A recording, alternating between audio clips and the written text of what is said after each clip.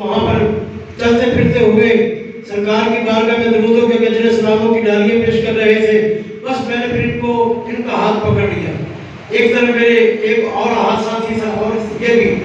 اب جتنی پتیاں انہوں نے میرے اوپر نشابر کی وہ ساری کی ساری، یہ میں مثال اس لیے دے رہا ہوں، وہ ساری کی ساری ان کو، ارے جو میرے ہاتھ کے ساتھ لگ جائے اس کو پروٹوکول ملتا ہے. بتاؤ جو مصطفیٰ کے ہاتھ کے نیچے ہیں اور بازو کے نیچے ہیں، جو مصطفیٰ کے ہاتھ اور بازو کے نیچے صدیق عمر ہے، ارے قیامت کے دن ان کو پروٹوکول کیا ملے گا؟ فرمایا جو مصطفیٰ کو عطا کیا جائے گا وہ ان کو بھی عطا کیا جائے گا. فرمایا عمر کو بھی پیچھے کر دو، صدیق اکبر کو آگے لاؤ. فرمایا صدیق اکبر میرے محبوب نے وعدہ کیا تھا، اب وہ سب سے بڑا انعام، جو سب سے بڑا انعام تجھے میں نے عطا کرنا ہے وہ یہ کہ آج بے نقاب بے حجاب میرا دیدار کر. اور کوئی غیب کیا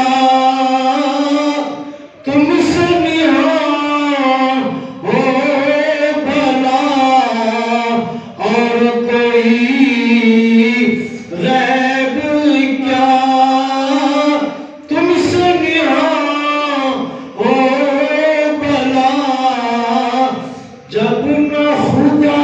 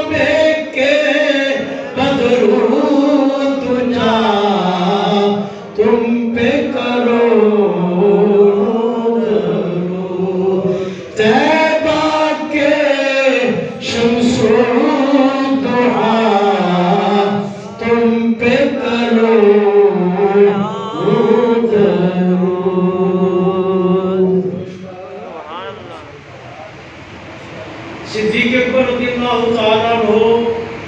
آپ تو سرکار مدینہ صلی اللہ علیہ وسلم کی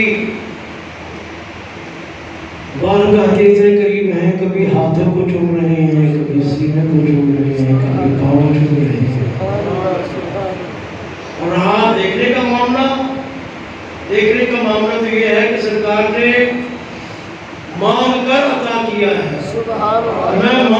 انہوں نے مانگا، اور میں یا رسول اللہ لوگ دنیا کی دولت مانگیں گے، مجھے کچھ نہیں چاہیے، مجھے قل اللہم مالک الملک تؤتی الملک من تشاء. جس کو خدا نے مملکت و بادشاہت پوری کائنات کی حکومت عطا کرنی ہے، مجھے وہ بادشاہ چاہیے، اور وہ بادشاہ بھی ایسے کہ میں اسے دیکھتا رہوں. کیویں نظراں کیویں چہرے تو نظراں ہٹاتے تیرے وچوں رب دی سزا.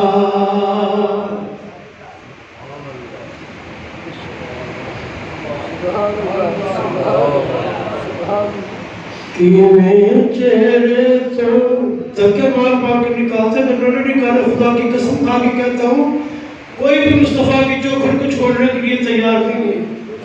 ابھی میں نے آپ کے سامنے دلیل پیش کرنی ہے انشاءاللہ. آپ دلیل سننے کے بعد آپ کو پتہ چل جائے گا اس کا منظر کیا ہے. کیویں چہرے تو نظراں کسی بھی حاجی سے پوچھ لو جی گئے تھے بتاؤ، کہنے کے آنے کو جی نہیں چاہ رہا تھا، ویزا ختم ہو گیا، پاسپورٹ ختم ہو گیا، ٹکٹ ختم ہو گیا. اب انہوں نے کہا تمہارا وقت جہاں پہ ختم ہو گیا واپس چلے جاؤ. آنے کو جی نہیں چاہتا تھا.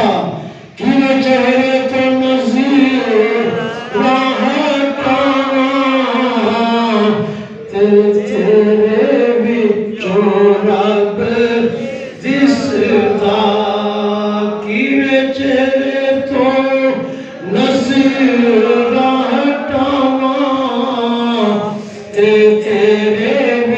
بچوں رب تیرے بچوں رب دسدا کیا تو تیرے بچوں رب میں ضرور پیش کرنا گا تیرے بچوں رب دسدا میں چہرے تو نظر ہٹاواں تیرے بچوں رب دسدا امام اہل سنت نے اس آیت مبارکہ کا ترجمہ سمجھانے کے لیے اس کو اور بھی آسان کر دیا.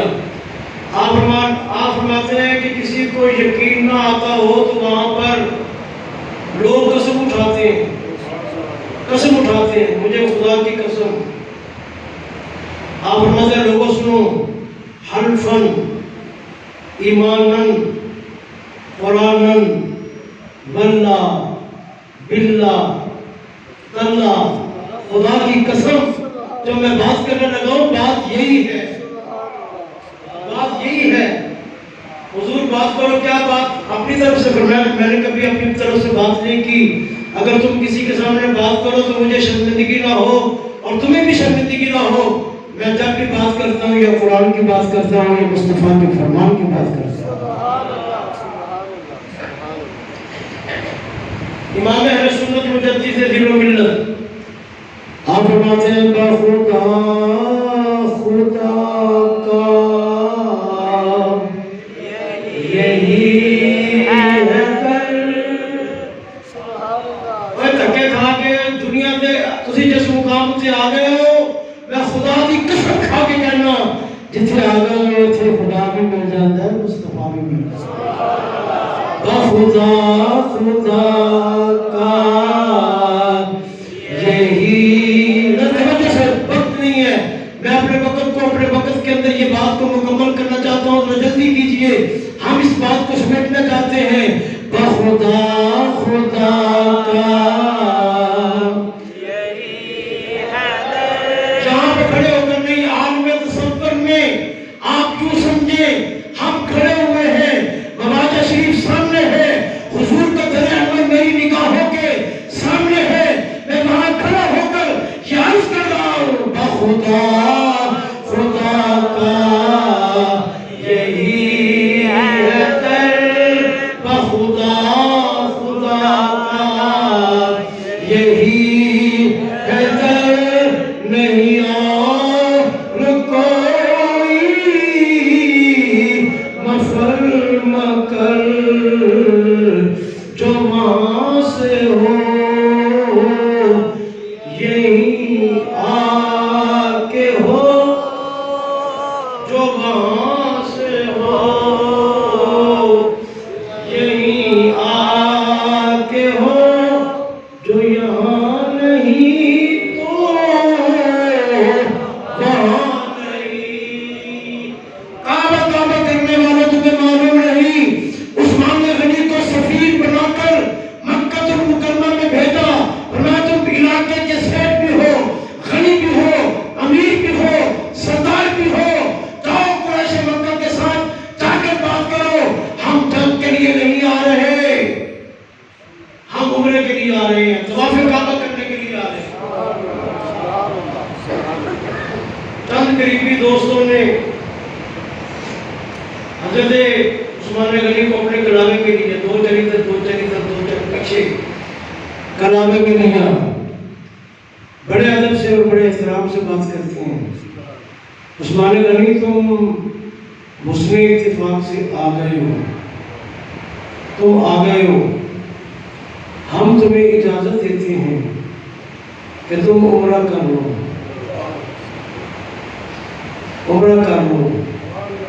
کعبے کا طواف کر لو صفا مروہ کے درمیان تم صحیح کر لو. ہمارا کیا کہا ہے تم نے ہم تمہیں اجازت دیتے ہیں تم کر لو. فرمایا میری بات سنو اگر میرے آقا کو اجازت نہیں ہے عثمان ایک نظر بھی کعبے کو دیکھنے کے لیے تیار نہیں ہے. کعبے کا نام تک نہ لیا.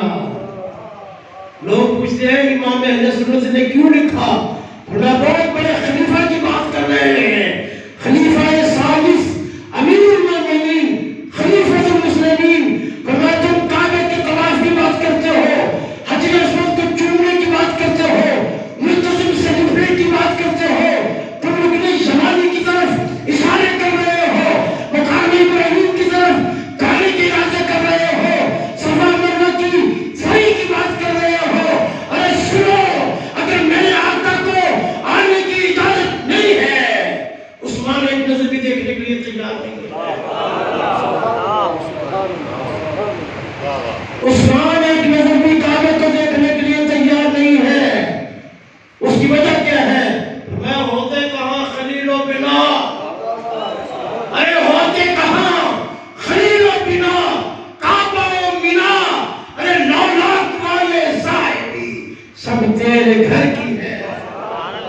اقبال صاحبی سب تیرے گھر کی ہے. تمہیں کیا معلوم ہے حضور نہ ہوتے کعبہ ہوتا, حضور نہ ہوتے حجر اسود ہوتا, حضور نہ ہوتے ملتزم ہوتا, حضور نہ ہوتے صفا مروہ ہوتا, حضور نہ ہوتے وادی مینا ہوتی نہیں ہونی تھی.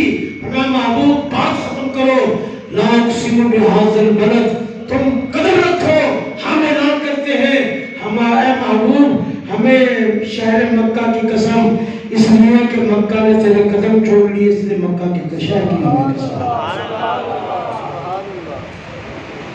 ہائی قرآن خاک کے گزر کی قسم.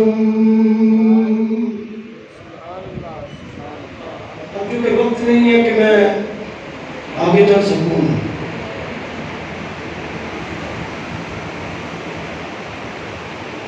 وَلَوْلَوْنَهُمْ إِذْ ظَلَمُوا أَنفُسَهُمْ جَاءُوا.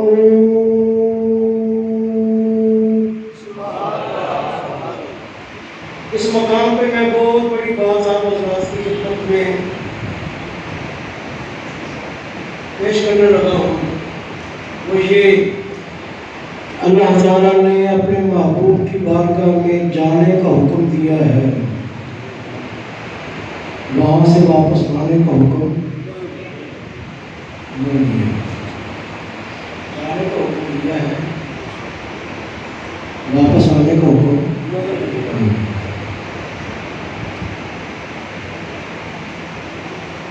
آپ نے کبھی دیکھا ہے کہ شمع جل رہی ہو تو شمع کے اندر گرد کون گھومتا ہے؟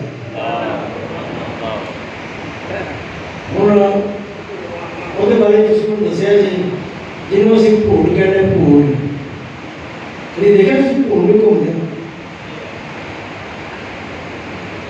پروانہ جو سب جان لگا تھا, بھوڑ کہنے لگا کہ میں بھی پروانہ ہوں, میں بھی پروانہ ہوں.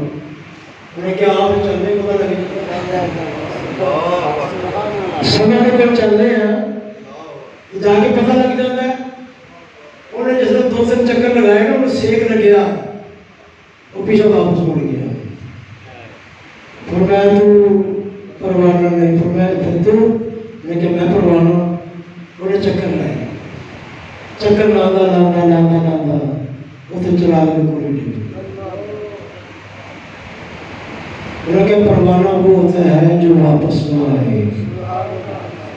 وَلَوْ أَنَّهُمْ إِذْ ظَلَمُوا أَنفُسَهُمْ جَاءُوا.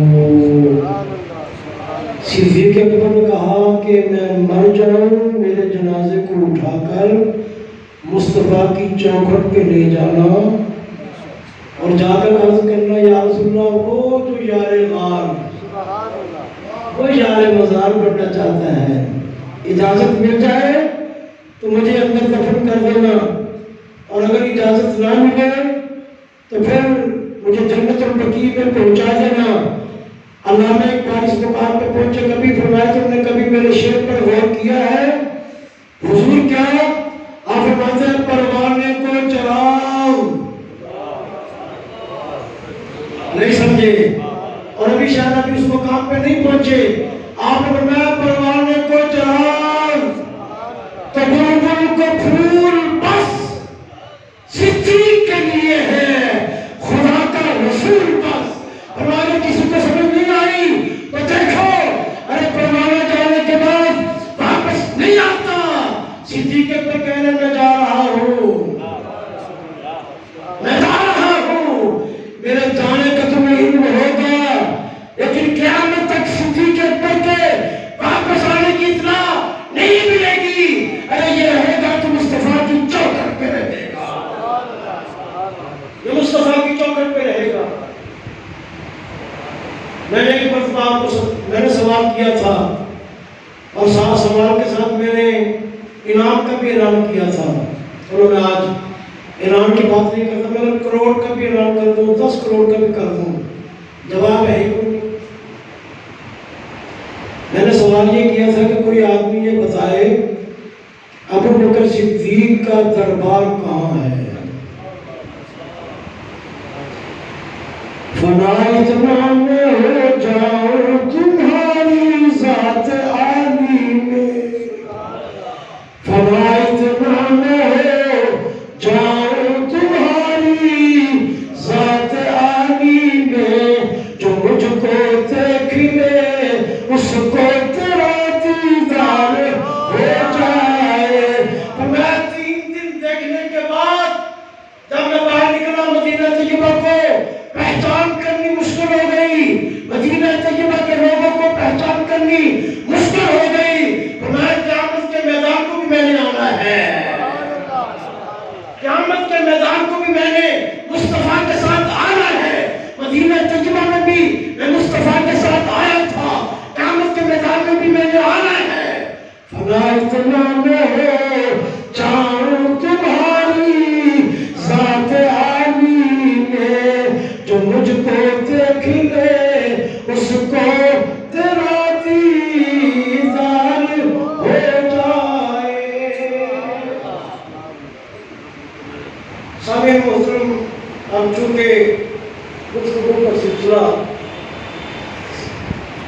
دربار عالیہ حضور نبی صلی اللہ علیہ وسلم کے روضہ طیبہ کے اندرونی وہ مقام جس مقام کا یا ابو بکر صدیق کو پتہ ہے، یا عمر فاروق کو پتہ ہے، یا حضرت عیسیٰ علیہ السلام کو پتہ ہوگا، وہ کس مقام پہ ہے؟ بس نبی کریم صلی اللہ علیہ وسلم کے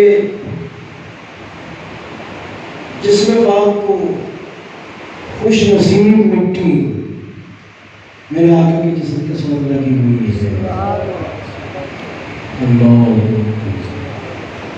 اس مٹی، اب میں مصطفیٰ کی بات نہیں کر رہا، مصطفیٰ کے جسم کے ساتھ لگنے والی مٹی کی بات کر رہا ہوں۔ یہ مٹی جنت سے بھی آنا ہے، یہ مٹی کعبۃ اللہ سے بھی آنا ہے، یہ مٹی بیت المعمور سے بھی آنا ہے، یہ مٹی مسجد اقصیٰ سے بھی آنا ہے، یہ مٹی مسجد نبوی سے بھی آنا ہے۔ بلکہ مجھے کہنے دو، پوری کائنات میں اس مٹی کا مقابلہ کرنے والی کوئی اور مٹی نہیں، یہ سب سے اعلیٰ ہے۔ جس محبوب کے جسم کے ساتھ لگنے والی مٹی کا کوئی مقابلہ نہیں کر سکتا، اس رسول کا مقابلہ ہے۔ سب سے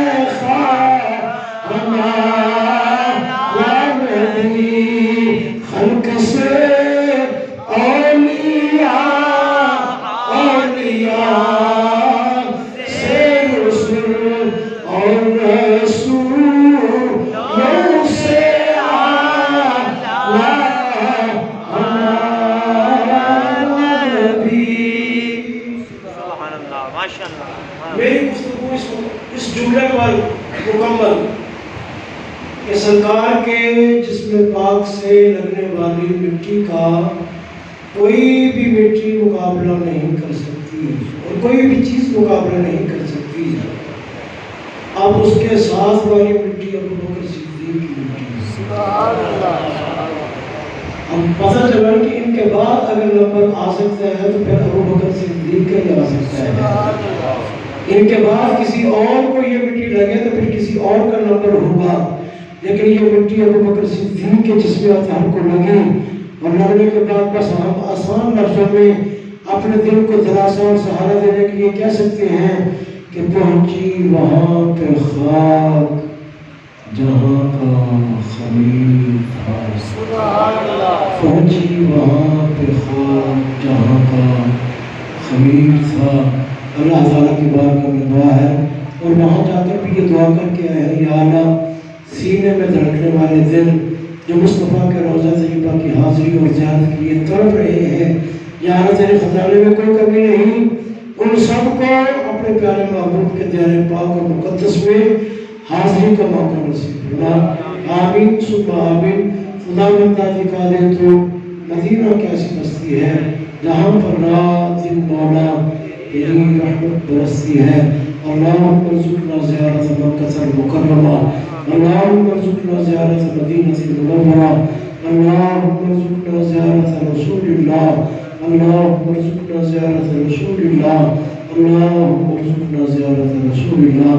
وآخر دعوانا